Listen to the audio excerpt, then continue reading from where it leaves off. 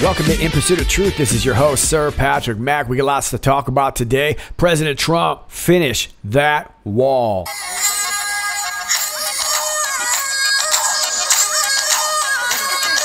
Might be good to build it a little bit higher. We're also talking about fake news. We're talking about disinformation. We're talking about Adam Schiff, and we're talking about life lessons. If you're raking the leaves and it gets all over your driveway, just hose it off, dummy. For your health. That is pretty sound life advice. John, what are we looking at? 7. Yes, sir. 2688. The largest media corporations in the world fear the QAnon movement. This was posted at 5 minutes after the hour 12. And Anon had posted these screenshots from Google, and they had just simply searched QAnon. Now, if you only searched QAnon, you didn't know anything about QAnon, you were just wanting to check it out on Google, all these disparaging articles would come up. And Q was talking about that yesterday. And as you can see here at the top is an NBC News article that I actually covered a couple of days ago by Ben Butthurt Collins. Well, Ben Butthurt Collins doesn't know a thing about Q, so what's he doing sitting at the top of a QAnon search?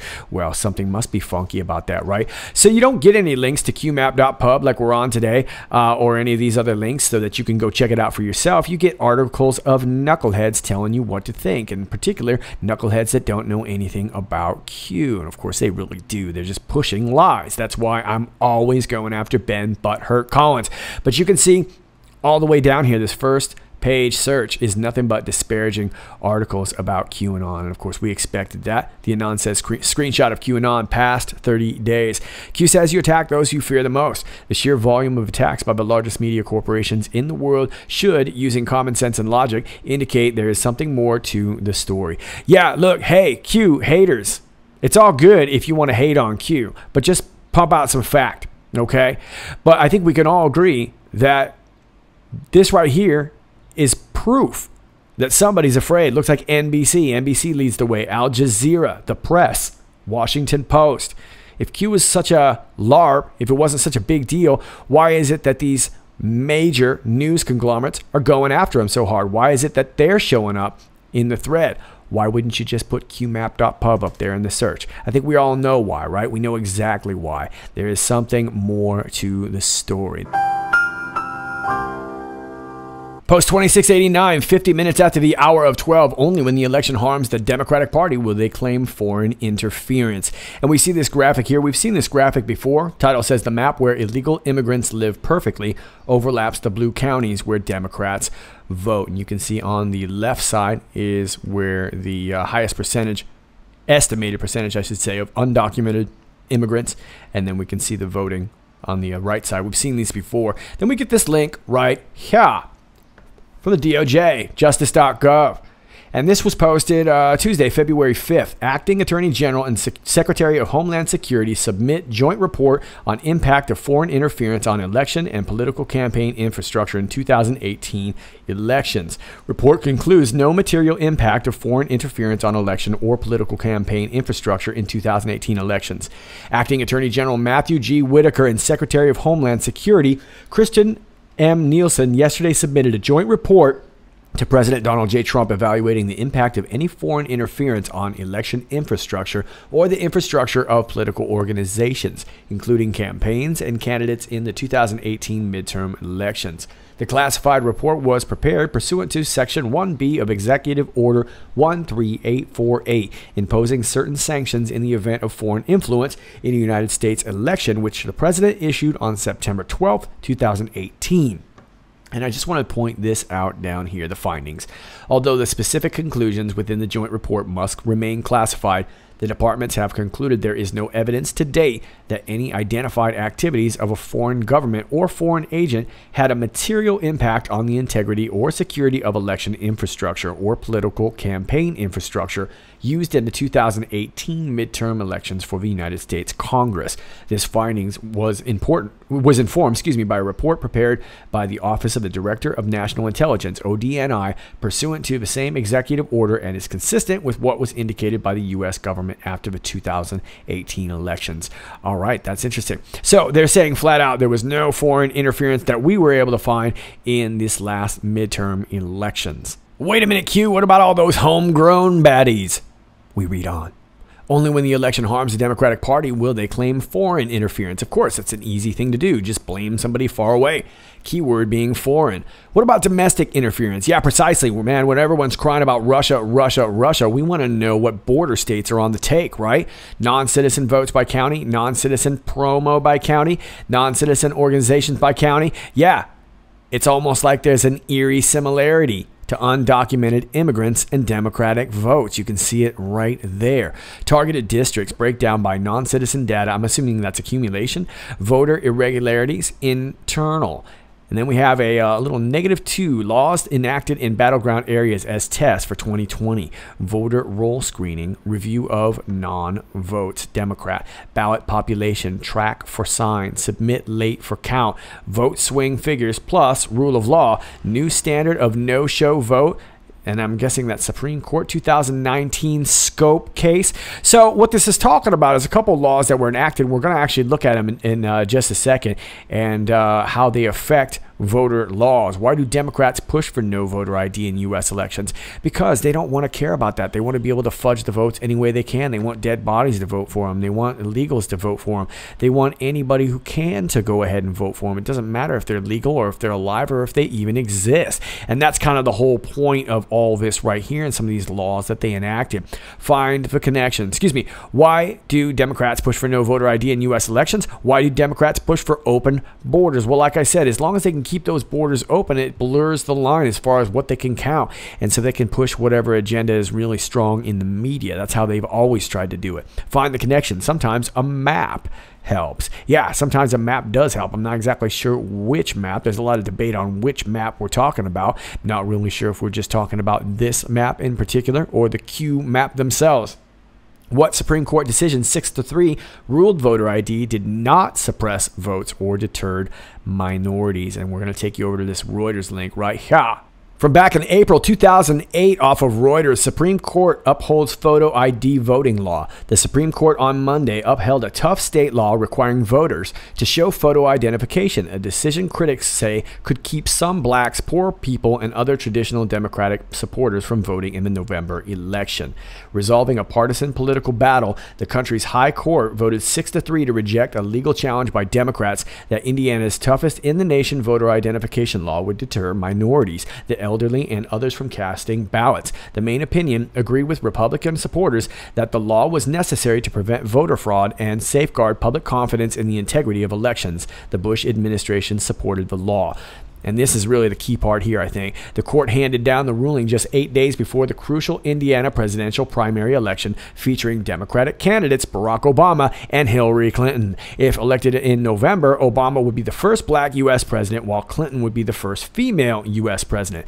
The effect of the loss will begin to be felt next week when Indiana holds its presidential primary.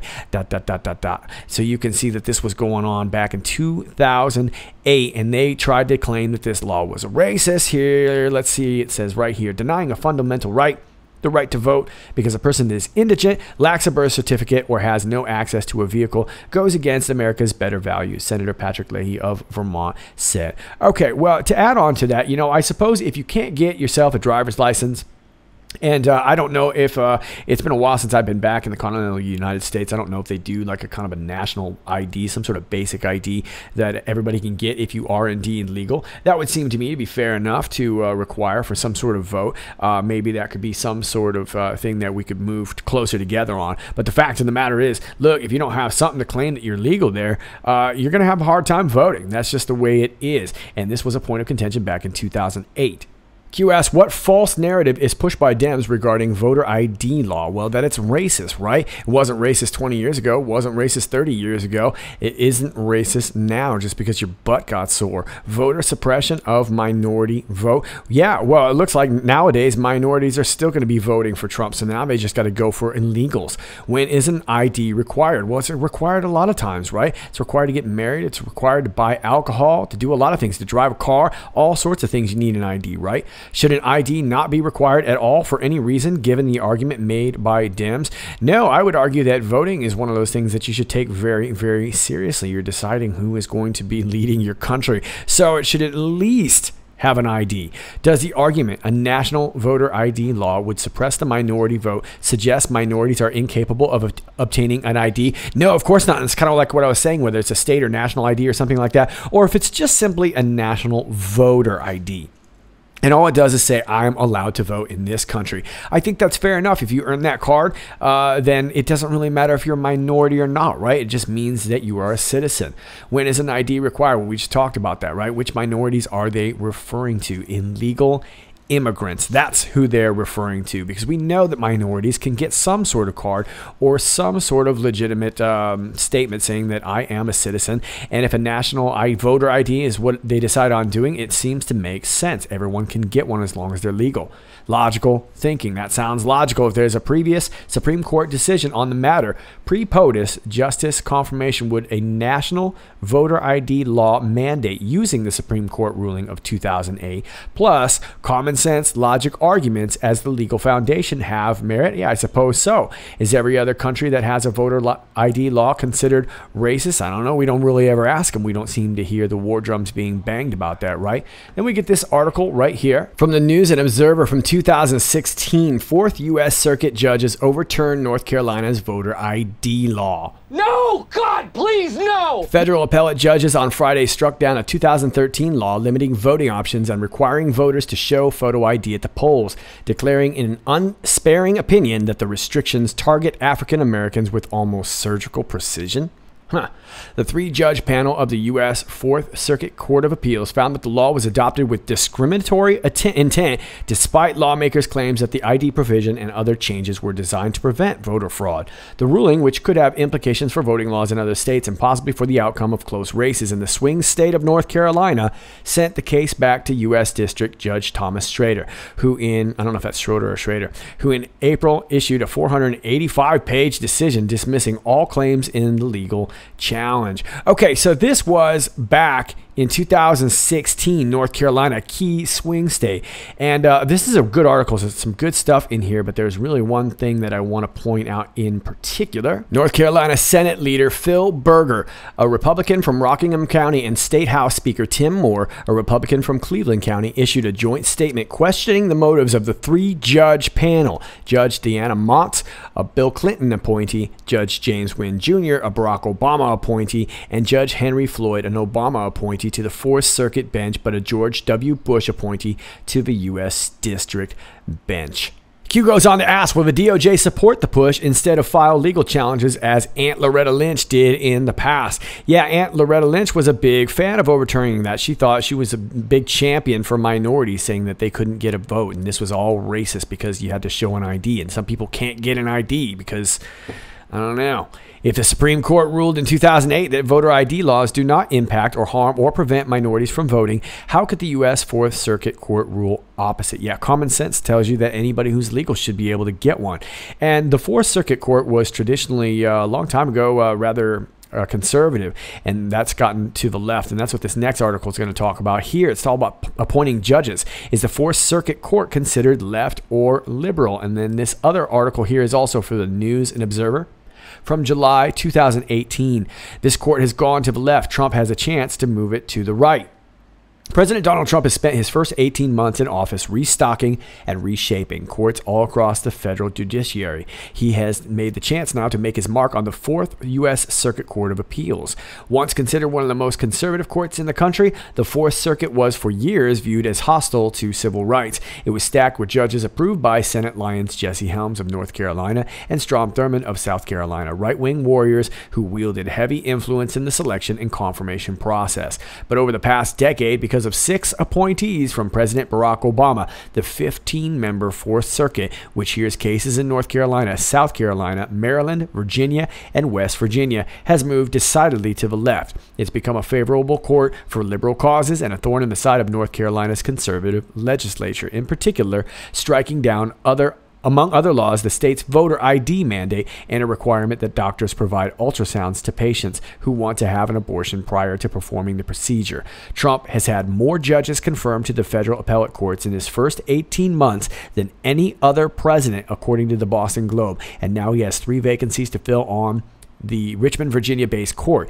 Each outgoing Fourth Circuit judge has taken or will soon take senior status, a semi-retired status for those who have met age and service requirements but can still hear cases and help meet the needs of the court. Trump's picks won't dramatically shift the court's ideology overnight. They will be replacing judges who have conservative or centrist reputations. 10 members of the court were picked by Democratic presidents Obama and Bill Clinton, and 9 of those are staying on. Okay, so keep in mind this was back in 2018, July.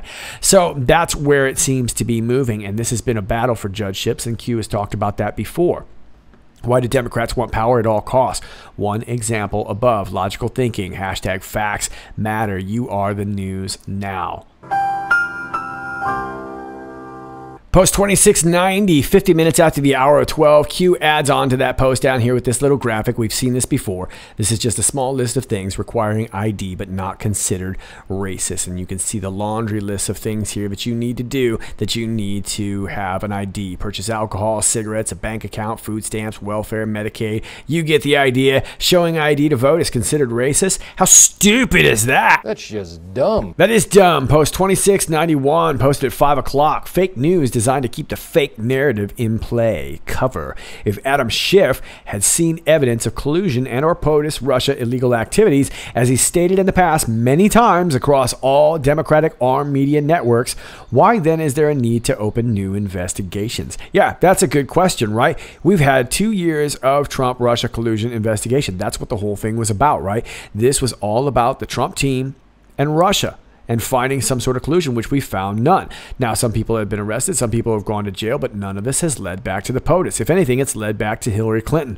But if indeed there was something that was worth talking about, you've gone around on all these networks saying that you've got all this info, then why do you need to open up another investigation? And of course, we know this is unconstitutional. You do not investigate people, you investigate crimes. What about the so-called evidence already seen? Yeah, you'd think that would have showed up in the last 2 years, right? How is Adam Schiff making open statements regarding Mueller not investigating POTUS Deutsche Bank thorough enough if the Mueller investigation itself is classified? Oh, well, that's a really good question, right? Well, we've all long suspected that Adam Schiff was one of our leaky McLeaky pants, and the only way that he would know anything about POTUS and his relationship with the Deutsche Bank would mean that Mueller or the Mueller team somehow has leaked it to Adam Schiff, and Adam Schiff is leaking it out to the media. So we've got another leaky McLeaky pants. How does Adam Schiff know what Mueller has or hasn't investigated? Yeah, how do you know what's going on? Now, I'm sure a lot of what's going on here too is that the whatever you want to call it, whether it's a Q team, the white hats, whatever term you like to use, could be leaking out false information like we've done before in order to see who is going to leak. So maybe there was some information given and that gets leaked to somebody like Adam Schiff, and they go popping their mouths off in the media. The next thing you know, all they've done is blown their own cover. I don't know if that's the case in regards to this Deutsche Bank situation or not, but it's just another idea. Look, this whole thing is supposed to be classified. There's not supposed to be any leakers. That's illegal. So by the very virtue of the fact that Adam Schiff even claims to know means that he is getting his information through leaked information. So he's really only incriminating himself. You are witnessing the greatest disinformation campaign to ever be pushed by a political party. Ask yourself why. Fear of what? The message must be direct. The war is very real.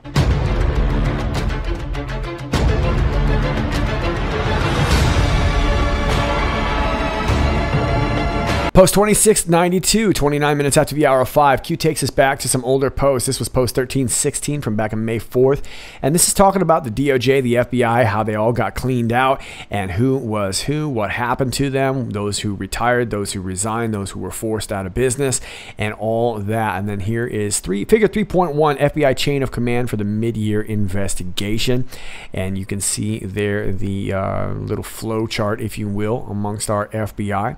And Q gives us this link right here to Judicial Watch. Tom Fitton, FBI General Counsel, talked to Hillary Clinton's lawyers about Comey's letter on Wiener laptop Clinton emails. Judicial Watch announced today it received 215 pages of records from the U.S. Department of Justice, revealing former FBI General Counsel James Baker discussed the investigation of Clinton-related emails on Anthony Weiner's laptop with Clinton's lawyer David Kendall. Baker then forwarded the conversation to his FBI colleagues. The documents also further describe a previously reported quid pro quo from the Obama State Department offering the FBI more legal attaché positions if it would downgrade a redaction in an email found during the Hillary Clinton email investigation from classified to something else. The newly obtained emails came in response to a May 21st order in a January 2018 FOIA, Freedom of Information Act lawsuit filed after the DOJ failed to respond to a December 4th, 2017 FOIA request. Judicial Watch versus U.S. Department of Justice. Judicial Watch seeks all records of communications, including, but not limited to, emails, text message, and instant chats between FBI official Peter Strzok and FBI attorney Lisa Page. All travel requests, travel authorizations, travel vouchers, and expense reports of both Peter Strzok and Lisa Page.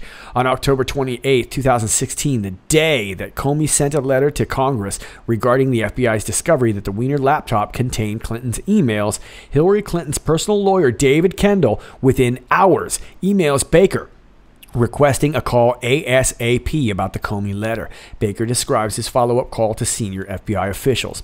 I received the email below from David Kendall and I called him back. Before doing so, I alerted DOJ via email that I would do that. And then there's a redacted paragraph. He said that our letter was tantalizingly ambiguous and made statements that were inchoate and highly ominous, such that we had done was worse than transparency because it allows people to make whatever they want out to make out of a letter to the prejudice of Secretary Clinton. I told him that I could not respond to his request at this time, but that I would discuss it with others and get back to him. I suggest that we have some kind of follow-up meeting or phone call with this group either this evening or over the weekend to address this and probably other issues, questions that come up in the next 24 hours. Sounds reasonable? Baker's heads up on the Kendall call was sent to then Director James Comey, since fired, then Associate Deputy Director David Bowditch, who later replaced Andrew McCabe as Deputy Director. Michael Steinbach, the FBI's former Executive Assistant Director for National Security, then Assistant Director of Counterintelligence, E.W. Priestap, now retired. James Rybicki, former Chief of Staff to Comey. FBI Intelligence Analyst Jonathan Moffa. Former Acting Assistant Director Jason V. Herring. Michael Cortan, FBI Assistant Director for Public Affairs, now retired. Former Principal Deputy General Counsel Tricia Anderson, Strzok, and Page. And keep in mind, all these people have testimony to give. The emails show that a conference call for the above senior officials was set up for the next day by Peter Strzok. 2 days before the election on November 6, Comey sent a second letter reporting that the FBI's review of the Wiener laptop material would not change his conclusion that Hillary should not be prosecuted. On October 13, 2016, former FBI attorney Lisa Page sent an email which apparently references a related Judicial Watch FOIA lawsuit and further discusses a previously reported quid pro quo offer from the State Department. Jason Herring will be providing you with 302s, being depositions of current and former FBI employees who were interviewed during the course of the Clinton investigation. These 302s are scheduled to be released to Congress in an unredacted form at the end of the week and produced with redactions pursuant to FOIA at the beginning of next week. As you will see, they describe a discussion about potential quid pro quo arrangement between then DAD and IOD Deputy Assistant Director in International Operations Division and an Undersecretary at the State Department, whereby IOD would get more LEGAT, being legal attaché positions, if the FBI could change the basis of the FOIA withhold regarding a Clinton email from classified to something else. Okay, so what was in that email? The lawsuit also forces the release of a November 6, 2016 email by then FBI official Peter Strzok telling Bowditch, Priestap, Rybicki, Page, former FBI General Counsel James Baker, and others. Redacted. John and I completed our review of all the potential HRC work emails on the Anthony Weiner laptop. We found no previously unknown, potentially classified emails on the media. As Judicial Watch previously reported, there were at least 18 classified emails found on the Weiner laptop by the FBI. Paul Sperry's Real Clear Investigations report revealed that only 3,077 of the 340,000 emails were directly reviewed for classified or incriminating information. The new records also includes a September 2, 2016 email that Comey forwards containing a press release issued that day by Senator Chuck Grassley, in which Grassley criticizes the FBI for not publicly releasing many unclassified records related to the Clinton email server investigation, as demanded by Congress. In his cover note responding to Grassley's charge, Comey tells his top aides to be great is to be misunderstood. Page then responds with outstanding.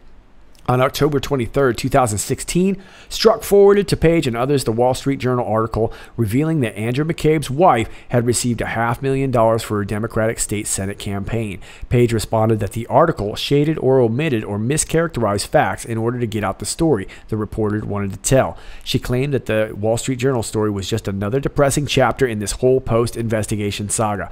It is big news that just days before the presidential election, Hillary Clinton's personal lawyer pressured the top lawyer for the FBI on the infamous Weiner laptop email, says Judicial Watch President Tom Fitton. These documents further underscore that the fix was in for Hillary Clinton. When will the Justice Department and FBI finally do an honest investigation of the Clinton email scandal?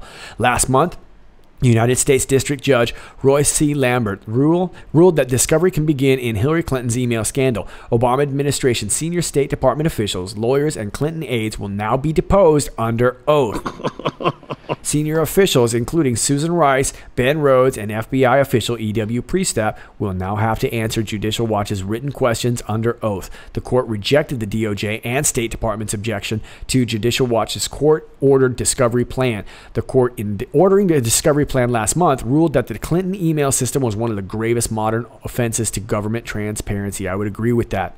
Judicial Watch's discovery will seek answers to whether Clinton intentionally attempted to evade the Freedom of Act information by using a non-government email system, whether the State Department's efforts to settle this case beginning in late 2014 amounted to bad faith, and whether the State Department adequately searched for records responsive to Judicial Watch's FOIA request. So that's a bit long, but I wanted to make sure that you got all of that information there, and Q just goes on to quote this here.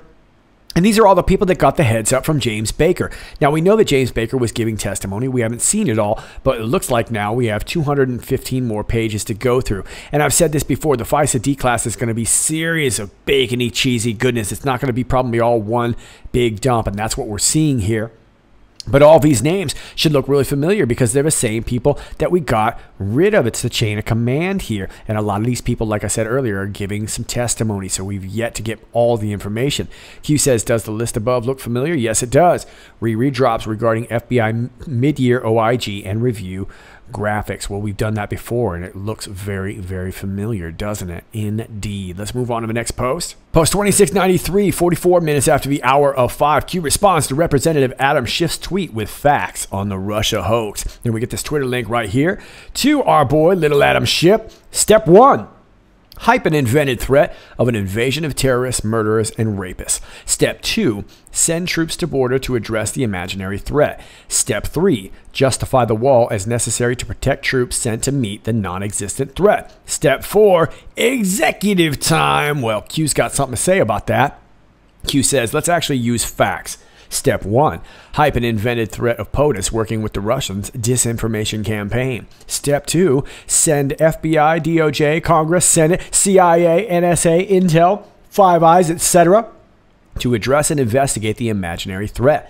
Step 3. Justify the special counsel and millions of taxpayer dollars spent as necessary to protect the public in our election process against an imaginary, made-up, non-existent threat, which really is designed to protect the illegal activities of many elected officials.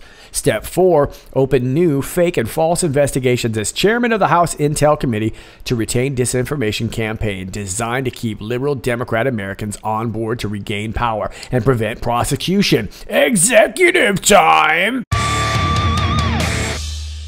2694, 53 minutes after the hour of 5. Life lesson, Adam Schiff. the next time you leak classified information. Don't have your phone or allow phones of the unknown go between students present. FISA works both ways. Q. Oh, Adam, that is a life lesson. So, did you or one of your buddies forget to turn your phones off? Looks like Adam Schiff needed himself a little Adam Skiff. Oh my goodness. So, we know that FISA works both ways, which means we can put some tabs on you too, Mr. Schiff. What were you up to leaking that classified information? I've always said that I thought you were a leaky McLeaky pants, and it looks like we've got some proof. Now, I'm not so sure if the proof is going to come out in some of these 215 pages here that we were looking at, but it looks like it's got Adam Schiff panic. Why else? Like I said, why would he launch this second investigation if he already had what he needed to put the POTUS away? Indeed, he does not. So he's going to try and stall for time. And of course, that's all this Mueller investigation really is. But it looks like FISA works both ways. And we've got something on you, Mr. Schiff. Look at it, I say. Just look at it. I see it. It's bacon. Post 2695. 7 minutes after the hour of 11. We got some pictures from the rally here, and it looks like POTUS is turning around and acknowledging this. I guess it's a couple here, and this lady has this little cloth that says, where we go one, we go all. Got a Q right there. Nice. She's looking good. Pretty clever.